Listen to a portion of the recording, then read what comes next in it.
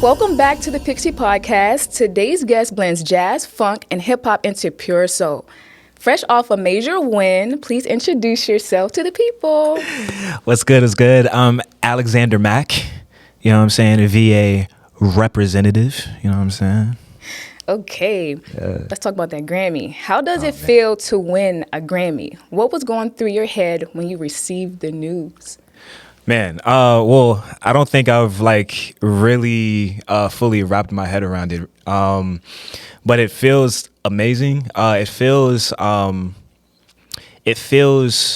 the best because, you know, Virginia is in a very great place now. It is. You know, with the Clips and Pharrell being honored at the Grammys, and then of course Skills and the whole team from right here. From right here. It's really showing people that anything is possible, and you can just feel the excitement and everything, and people are inspired. Yes. I'm very happy to be a part of that. So. Oh yeah, I was able to listen to it. I love it. It's so different from like stuff that I usually listen to. Yeah, it's really different, but I love it. I love it. Yeah. Congratulations to all of y'all. Thank you. Y'all did y'all thing. Thank you. Seriously. Thank you so much. How would you describe Alexander Mack to someone hearing your name for the first time? I would say authentic. I would say soulful, jazzy, bright, most of the time, and definitely positive. You know, positivity. I think is something that is not spread enough in the world, especially these days. And I try to, you know, I create a world that, you know, people can step into to kind of get away from that and get some, you know, inspiration and, you know, just really take their mind off of, you know, the everyday things that are going on, and just so many things on the news are negative and everything like that. Especially with social media. Yeah. It's like a negative all around. Yeah. But I can say just from like following you, I see it all the time. Yeah. And I'm like, he's just so airy, so like fresh. Yeah. Now I remember I was telling that to Fresh one time. I'm like, it's just like I never at that. Of course, I didn't know you and I never met you. But I'm like, his spirit. I said his spirit is so fresh and airy and just so bright. Like you can definitely tell on social media. Yeah. And even meeting you in person, it's the same vibe. He's just so cool and airy and fresh and just positive to be around just from meeting you. So you know, I really wanted to build my career around just being myself. You know, I didn't want to have to be the person, you know, like the artist that has to you know rent this and you know like just play a character. Because then, you know, it really doesn't feel like work. Like you're really just being yourself. And you feel drained when you have to put that mask on. Being yourself is literally the best thing. You gotta be yourself. Yeah, for sure. Okay. When did you first realize music was more than a hobby for you? I realized music was more than a hobby for me when I was 14. When I was 14 years old, I realized that I really loved making beats in my room. I thought to myself, I was like, I would love to do this for the rest of my life. And I really got serious about it once I graduated from college and I moved back home with my parents. And you know, my dad had we have a basement, and he had made this whole setup and everything like that. He even put a bed down there, you know, in case if I wanted to sleep down there, which I did sometimes. And that's, so I think at those 2 points were the defining times when I was like, this is really what I want to do. So, What made you lean into blending jazz, funk, and hip-hop instead of choosing one lane? Those are all the things that I grew up with. I actually found jazz before hip-hop, actually. My dad, you know, would always play music while cutting my hair and everything like that. And my dad is also a musician in the late 70s and the early 80s. So that's actually how him and my mom met. That's beautiful. That is so beautiful. Yeah, my dad had a show in Asheboro, North Carolina, and that's where my mom's from. And my mom was there that night, and that's how they met. That's beautiful. So it's in you. Oh yeah, for sure. Definitely come from a musical family and background. So, but as far as like jazz and R&B, that's what I heard just growing up. And my brother was the one that introduced me to hip hop. He used to pick me up. He's 7 years older than me. So when I was in the 5th grade, he was a senior in high school, and he'd drive me to school and pick me up and everything like that. And he'd be playing everything that was out at the time, probably some stuff that I shouldn't have been listening to. But yeah. Brothers, that's siblings for you. 1,000%. Setting up. Yeah. But like, that's how, I really came to put everything together. So I always say that my music is like a mix of like jazz, R&B, soul. Of course, I grew up in the church. That's really where I learned to like play and everything that. And hip hop. Of just all kinds, but the sound that people are hearing now is like heavily based on like Southern hip hop and things like that. So it fits you so well, like from the style to the music. I'm like, he's different. I like him. Thank you. Do you remember the first song that made you say, "This is the sound I want to create"? Man, I remember hearing Pharrell and Kanye for the first time. Yeah. And I was like, yo, what is this? I feel like when you hear like those two artists, I feel like collectively everybody is like, what? What? Yeah. Yeah. So those were the first two artists that I was like, yo, this is crazy. And yeah, like they inspired me in that way, but they also inspired me in the fact of like they were just creating their own sound. So that really is what inspired me to really play around with blending the best of what I liked out of all types of music. Right. So, yeah. Especially with Kanye, he's so different. Crazy. Yeah. Insane. Like he didn't lie about him saying that he's a genius. Oh yeah. Like, I really back him up on that. Like, you know what? You are a genius. For sure. Your music feels very groove driven. Yeah. Where does a song usually start for you? The beat, the melody, or the feeling? It really can be any of the three. Yeah. A lot of songs start off in a different way. So sometimes I'll just be in my studio and I'll be making a beat and I'll be like, and it'll turn into something. I'm like, oh, this is, I'm kind of feeling this right now. You know what I'm saying?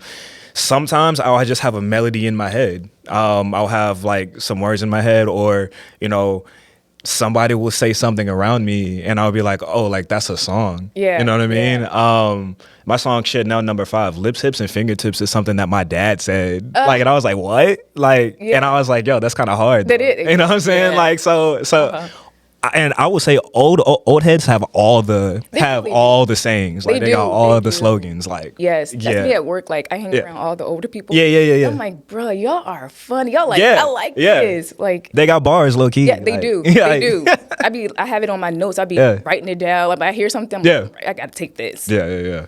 How do you know when a track feels finished versus when to leave it raw? I know a track feels finished when when there's not a lot of blank space. I don't leave a lot of like blank space in music unless it's the end and I really want it to just ride out or whatever like that. And sometimes on a track it's like, you know what, I've said all I need to say. I don't like to really force thoughts or lyrics or anything in a song, because at that point I feel like it's not as pure.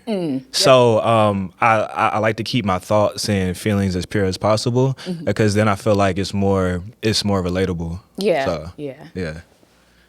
Okay. Can you walk us through what creating a song looks like from idea to release? Yeah. So when I start, like we talked about before, I can get the idea from literally just randomly playing keys on the piano, or making the beat, or hearing a slogan. I watched a lot of old movies, and I even watch so you can find anything on YouTube. Like you really can. You can literally find anything. So it might surprise people, like the weird stuff I am inspired by. Like last week when we were snowed in, I was watching like old like 70s like Afro Sheen commercials. You know what I'm saying? Like I like anything would just inspire me. So especially because I see like sound is color. You know, old films and stuff like that really do inspire me a lot. So it'll start with something, with one of those, and then I'll sit down. I'll actually build the music around the idea that I have, and I'm a person. I just finished a song that I had been working on for like nonstop for probably like 4 days. Like I was just worked on that nonstop for 4 days. Because I like to wake up, I like to hear it with fresh ears and everything like that. I like to hear things the way that other people would hear it. You know what I'm saying? So I'll have that period of about a week that I'm working on the song.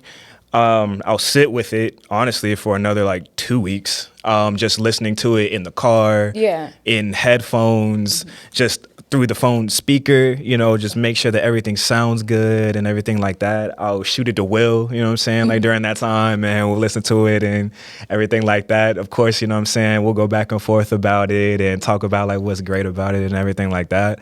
And then it's figuring out the artwork and how we want to present it and the content. Right. Content is a huge thing, you know, especially when you're doing the digital marketing for the music and everything like that. And then once we have that figured out, we just put it out to the world, and that's it. I like all your content, by the way. Thank you. It's good. Thank you. I'm learning. I'm learning for sure. Okay, let's see. How intentional are you with maintaining that vintage soulful vibe? Oh man, super intentional because that's just a big part of just who I am. Number one, when I was born, my parents were in their 30s. And you know, I spent a lot of time with my grandparents. So a lot of things that, like, when I was growing up, like a lot of the things that I was just like living with, I didn't realize that they were actually old. Like that's just like what I was around. I would watch Nick at Night, and I would watch like Facts of Life and like random like shows like they were new. Right. You know what I'm saying? So it's super important to me to maintain that, because that's just kind of just like who I am. But yeah, everything from the way that the content is, the way that it's shot and color graded and all that, and even the instrument choices that I use and everything like that. Super, super intentional, super important. You experience synesthesia. What do sounds look like to you? Man, this always sounds crazy when I try to explain it. Yeah. I remember meeting Kyle, the rapper Kyle, and explaining it to him. He was like, "What?" Yeah.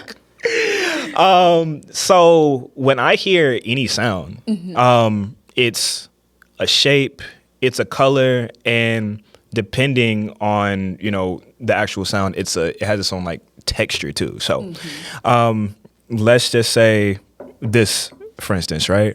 I see 3 gray dots, right? I see 3 gray dots, but not like the like really light gray. They're kind of like the like mid gray, and I literally see 3 dots. Okay. Like that.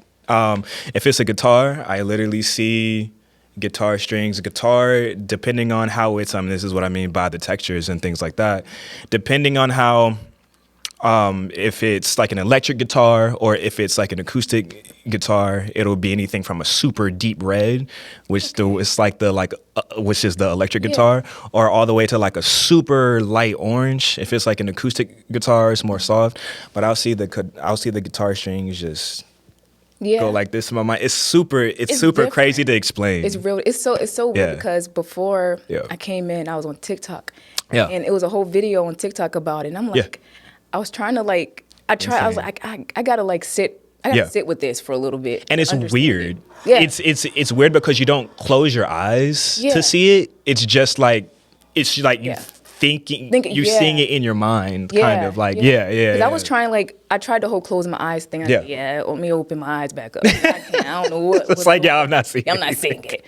But it's so different. But I am gonna like look more into it because I like different things. I'm like I like that type of thing. So I'm gonna have to like do some major research. And it's crazy like when you get to experience music with it because, that's how I tend to build songs, like based on, part of it is based on, the patterns I see, the colors I see, if, when I'm done with a song and, it actually feels like this. It kind of feels like a painting. It kind of feels like a mental painting, kind of. Right. It's super. It's crazy to wrap your mind around it. I'm literally right here trying to like. You want to know what's crazy? I didn't realize that synesthesia was a thing until I was told that it was when I was 21. I was a junior in college when someone around me just looked at me and was like, because I was explaining it. I was in my dorm room, and like I'm pretty sure like that's a thing. Like that's and we got online and looked it up. And it's a thing. Yeah, and it's a whole like the whole thought and concept about it. Yeah, because I had like it was a big word for Elmo. I was literally had to go on Google and I'm literally tapping on how to say this word. 'Cause I am not going to embarrass myself today. I was like, what synesthesia? Yeah. And my son was looking at me. He was like, "Are you okay, Are you okay, Mom?" I'm like, "No, I'm not. I got to learn this word. I have like 2 hours to learn this." Oh man. You shared that rapping helped you manage your natural stutter. Mm-hmm. How did you discover that connection? So remember when I told you that my brother would pick me up from school? Mm-hmm. That's when I realized. I realized that when I was rapping along with the songs and everything that I did not stutter. And I was like, oh, okay. So then that's when I realized if I talk with a rhythm, and that's why, I tend to use my hands a lot and everything like that. Mm-hmm. Just naturally just helps me keep pace. I realized that when I did that, it was much more manageable. So I usually have like that I get excited a lot, so I just lose myself. So I have to literally like take a deep breath. Yes, I'm like, okay, calm down. Yeah, and then I have to literally get my words together. And that's what they'll tell you, because really stuttering is the way that my mom would explain it to me when I was younger. She would explain it as your mind is moving faster than your mouth is, and you got to just kind of just slow down, like you were saying, and breathe and kind of just like take your time. And that's what kind of speaking with a rhythm and realizing how that correlates, because I realized it kind of in church too. There were a few people in church that stuttered, and I realized like when they sang that they didn't stutter, and that really helped me out a lot, especially in a place where in a occupation where I have to talk a lot. Yeah. So I had dealt with the same thing too, because I was always quiet. Yeah. It was to a point people was like, "Do she talk?" Yeah. And then when I get caught talking, like, "Oh my gosh, she does talk." So like for me, I have like I'm just thoughts always going. Yeah. Just I have to tell myself, "Girl, slow down." Slow down a little bit. Slow down a little bit. Yeah. What would you say to creatives who feel their difference is holding them back? I would say that because, for a long time in the industry, and it can still be a bit of a challenge. Standing out can kind of make things a little bit harder for you, especially like, when you're in a space that's not really that developed yet. Mm-hmm. And not a lot of people occupy it. I would say it helps you ultimately stand out. I say that you're doing yourself a huge favor by just being uniquely you, because once you continue to build and things like that, that's the difference between having a whole business, creating a whole world, creating a whole culture essentially, and just being the fifth, for example, being the fifth rapper to do this sound, you know what I'm saying? Just to go do this one sound, just like when the whole drill thing was happening, everybody wanted to do a drill beat. And I don't think that people really realize, like, when you do that, if you're not making it your own, you're actually kind of making it harder for you to break through, because, Pop Smoke already did that. You know what I'm saying?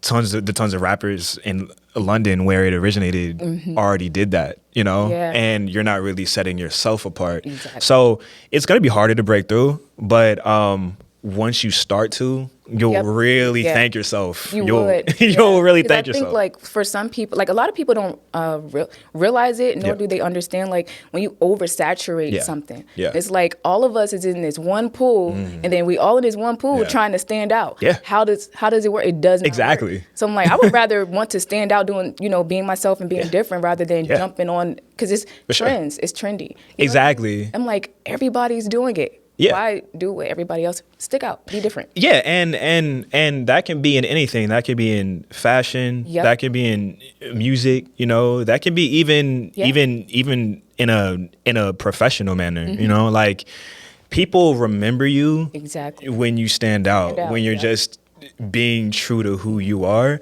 Because honestly, like people really don't know what they like until they see it. Exactly.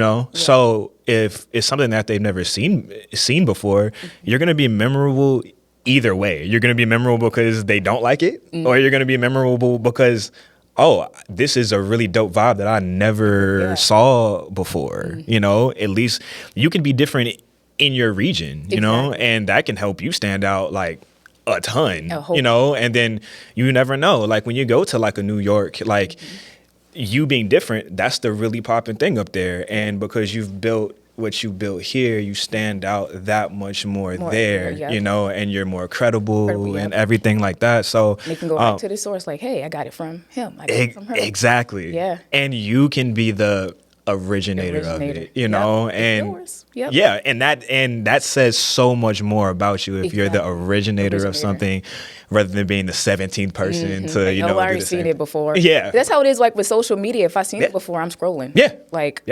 Especially in this day and age, like I'm like, I saw that like 3 posts ago. Swipe. Yeah. I mean, that's the truth behind it. How do you think vulnerability shows up in your music? Oh man, so my first project, which, man, I think that's probably we're coming up on the 7th anniversary of that, actually. The whole project was about like, and I don't know if people really realize this, but it was about like post graduation depression, actually.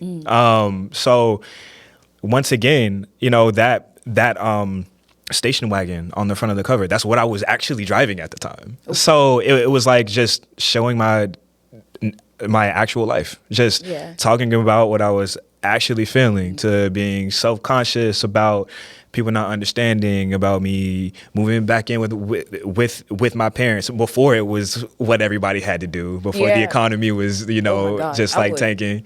Like by the way, if you ever have to do that, that is a privilege for you to be able to go back home with your parents and stack up. Definitely do that if you need to. There's no shame in it. You know what I'm saying? It's especially if you have parents that are going to allow you back into their home. Definitely do that. There's no shame in it. Because that helped me out a lot. Especially if parents hear, because like I tell my friends all the time, like they don't want like, for them, it's like they don't really feel comfortable with talking about it. I'm like, I would do anything in the world to move, to have my parents here. Both my parents are gone. So I'm like, it's hard out here. 1,000%. Like, let me show you rent. How much rent is. I would love to move back home with my parents. Like, and a lot of people don't understand. It's like, imagine, like you're working and, you're living at home, and you're able to save so much more, and that can go towards your passion. That's literally what I did. I did that for like 5 years. I saved. I was like, what? I have the chance to really do this music thing. Like, let me do it. There's no chance of it. So especially if it's there for you. Utilize it. Exactly. So that's literally, what I talk about in my music, and once, like, when it's all said and done, I really want my music to be just really kind of just like a journal of my life and kind of just how it was going at the time. Like storytelling. Just storytelling, which is how music really started in general. Like that's at the core of it. So you need that. To be honest.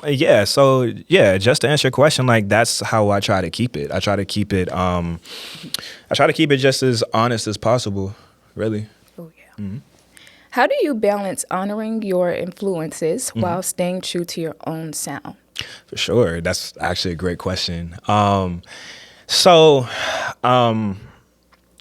in my music, I think that the little hints and signs in production, things like that, pay homage to my favorite producers and artists and things like that. But I think that you really honor them in taking that and driving it forward and really putting your own influence, your own thoughts on kind of like building what they've already done. So, for instance, I'm a really big Pharrell fan, right? So I love the drums that he uses. You know what I'm saying? Like I love the sevenths and the ninth chords that him and Chad Hugo use and things like that. So when I was learning how to play and things like that, like a lot of that is what I would study along with jazz.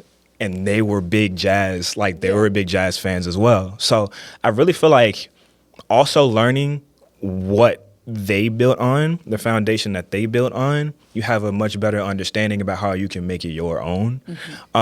So really just doing your research, because when you do your research, people really tend to appreciate that. When you start to meet, you know, like some of these people, like they really appreciate, you know, they can tell that you did the work, that you did the research. So.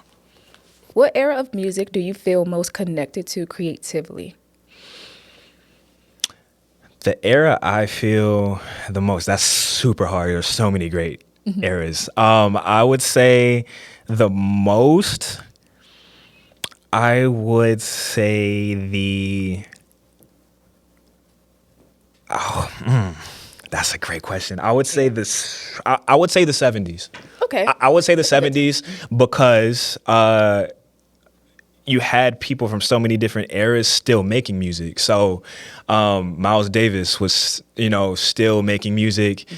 He was getting more into the electronic like jazz sound, and you know, also the people that played with him, Herbie Hancock and Chick Corea, were really rising and doing their thing. But you had, you know, the Shaka Khans and the Earth, Wind and Fires and the people like that would be sampled in hip hop, you know, in the 80s and the 90s and even now. So I would say, like, if I had to choose, I would say that the 70s was kind of really like a melting pot for all those different sounds. So that's a good time too. Yeah. 70s was a vibe. For sure. How has your sound evolved from your earlier work to now? Man, I think people will really see this on this project that we're actually working on now. My first project was, you know, is jazz, soul, and hip hop, but it was more hip hop based.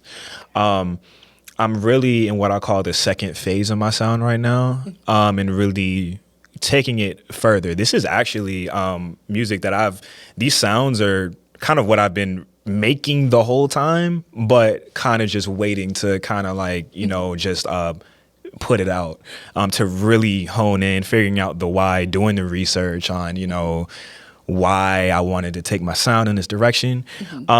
But it's much more groove filled now. I would say I'm singing a lot more. I'm taking the jazz influence even farther. I have a huge appreciation for house and Afro beats and Brazilian jazz and Brazilian funk and all that. So, you know, people will really start to really see that in the music that we roll out, like going forward. I have to look that up. I've never heard of that before. Oh man, like I will say Brazilian jazz is one of my biggest influences. Like bossa nova music. Like it's beautiful. That's what people call like the like elevator music. Yeah, I like music like that. Yeah, like when you really like dive into it, it's beautiful music. Like it sounds beautiful, just the word itself. Yes, I have to get into that. Yeah, I like definitely just tap like in. because usually I'll turn on like white noise or like waterfall stuff like that. Yeah, but I got to get into that. I'm telling you, it's jazz in general is like the best music to just like chill to or even work to. Yeah. But like bossa nova music is super like it's super floaty. You know what I'm saying? Like yeah. I got to get into that for sure. You wear many hats, producer, writer. How does that shape your approach to the music business? It allows me to have more control, actually. Because I'm an artist that's also a producer, I don't have to, obviously I don't have to pay for beats unless there's a producer that I really want to work with. Yeah. I don't have to wait on clearances or anything like that, which is a huge help. I have the control over if I sample or if I don't sample. It allows me to make money on more fronts, you know what I'm saying? Like on more sides of the business. And being able to do things outside of being an artist really allows you to get into more rooms and things like that and help bigger artists and be able to work yourself in those spaces. So especially like with this project that we just won a Grammy for. Being a producer and playing keys and things like that, that just opens up, it just opens up the floodgates. And, I want artists to really be into, embracing the other parts of their creativity as well. Whether that's fashion or whatever, because you would be surprised. A lot of like artists and like bigger artists love getting inspiration and help from in things that they might not be the best at. What have brand collabs taught you about positioning yourself as an artist? Great question. Brand collabs have taught me that I made a great decision in keeping my music clean. When you keep your music clean, it's easier to get the sync placements for like TV and things like that. From fashion brands and things like that, it's easier for them to align themselves with you. I would say that I've definitely, like, that has been confirmed through some of the things that I've been able to do. And then also too, it's like knowing your identity as a creative, it allows you to figure out what brand partnerships are going to be the best for you and what's really possible based on, what you do in the lane that you're in and where you might be in your career too. So those are two big things that I've really... Taft? Yes. That's literally like, man, that's all you. Man, you want to know what's crazy about Taft? I wore Taft for like 5 years before we did the brand collab. What? I met my wife wearing Taft. I met it's just so clean and just so, it's a really clean look. Yeah. And it just aligned. Yeah. And it fits you so well. It just fit. It's just you. Yeah. It's you. Yeah. I really like that brand. Yeah. I gotta put fresh one to it. Yo, yeah. And they're super quality shoes, like a shameless plug, you know what I'm saying? But yeah, and it's been awesome to work with them. It's always great to work with a brand that you were wearing anyway. Exactly. You know what I mean? Yeah. Like because then it doesn't feel like work, like once again. So it's been a super great like partnership, and I'm super grateful. It's a good one too. I really like it. Yeah. How do you protect your creativity while navigating the industry side of music? That's a great question. You coming with the, you know what I'm saying? Yeah. I would say to always remember why you're doing it. That always has to be at the forefront of your mind, because there's definitely times like where you'll be frustrated with like what's going on. I would say that 80% of being in the music industry is like taking those rejections and L's and things like that. And on the front, like not letting the financial pressure of, capitalizing on certain things steer you in the direction that you wouldn't normally go in, or that's not actually who you are.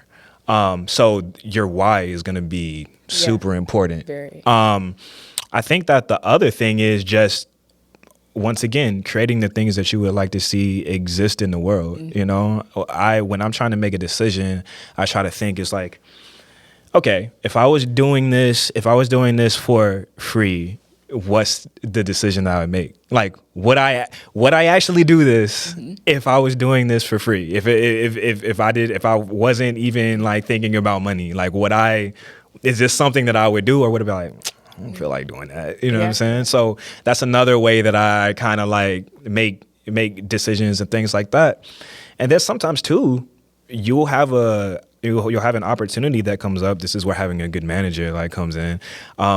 Shout out to Will. Shout out to Will, man. You'll have an opportunity, and you wouldn't think that you normally do it, but you'll start to look into it more and realize, like, you know what, this could actually be good for me too. Just doing the research, once again, that's going to be a huge thing. Yes. Artists, please do your research on things. Like, some of your best decisions are going to be your informed decisions, like, especially with contracts and everything like that. Like, when you're doing the brand deals or the business or whatever, like, but yeah, just being open to whatever comes, and really thinking about why you want to do it, or why you would want to do it, I think is the best thing. If someone discovers your music today, what do you hope they feel, and remember? You're listening to my music and you find it for the first time.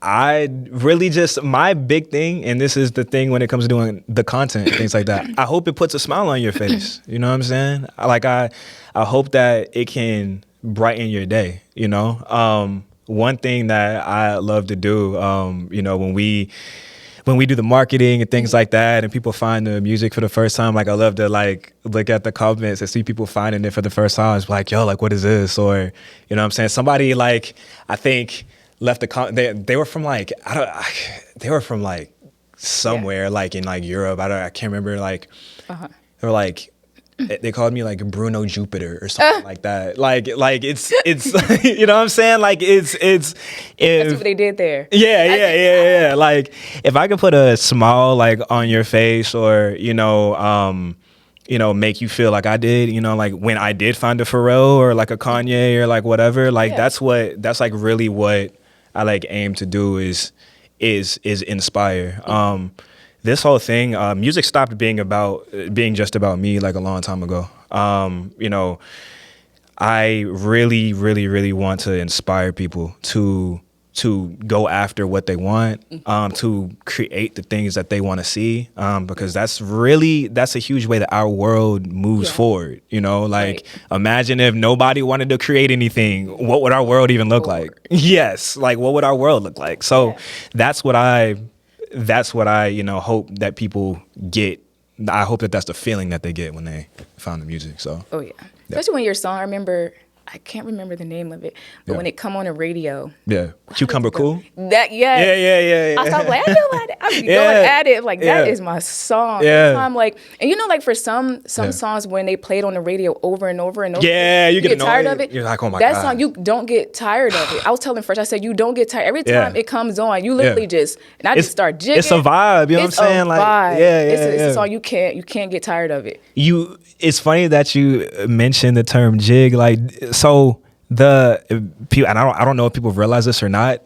I know a fan like messaged me and caught on to it, but that song was inspired by, like, it's like a mix of like James Brown and like the finger snap music from like the early 2000s. So it's super funny that you like, because like that you realize that. I said, how does he do that? I said, look, what in the world? I need some of that sauce, because you can't get tired of it. Man, every time it comes, every time it come on, I'm literally it's like I just listened, like I just heard it for the first time. Yeah, I'm like, I know this song.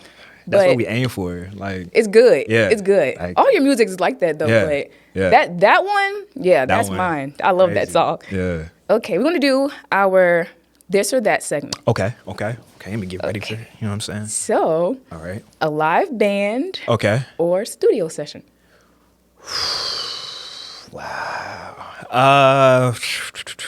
Okay, so is this a live band in a show session or just a live band in like recording? However you want to put it. I will say, you know what? Studio sessions is where the music gets made. So making music at my core is my favorite part of it. So I would have to make that choice. But it's always dope to have live band in the studio session. You know what I'm saying? But yeah. Jazz chords or funk bass lines? Ooh. I would have to say jazz chords. You know what I'm saying? Like you can make a insane song out of just some crazy chords. So yeah. Color inspires sound or sound inspires color? I would say sound inspires color. Okay. Yeah. Start with drums or start with melody? I would say start with melody. I tend to start with melody most of the time. Okay. Yeah. I think I already know this answer. Yeah. But Okay. vintage aesthetic or modern minimal? When you mix both, it's crazy. But I would have to say vintage aesthetic. Like I just think that people just get a certain warm feeling when they just see that vintage And the look. colors with it too. It's like like I feel like you feel like you're in your grandma's house. Yeah. Like you just feel like you're in your grandma's house. Like when you see, you know, like a certain look or even like a color grade. I don't know if you've seen like Foggy Raw's like content, like just the way that it's colored, it just makes you feel like So yeah, I love his content. Yes, his content is amazing. Kanye West or Andre 3000? That's crazy. That's crazy. Why would you? I would say I would have to say Kanye West. Okay. I'd say Kanye West because you know he really is like a world builder in the terms of like creating the soundscape and the music too. Yeah.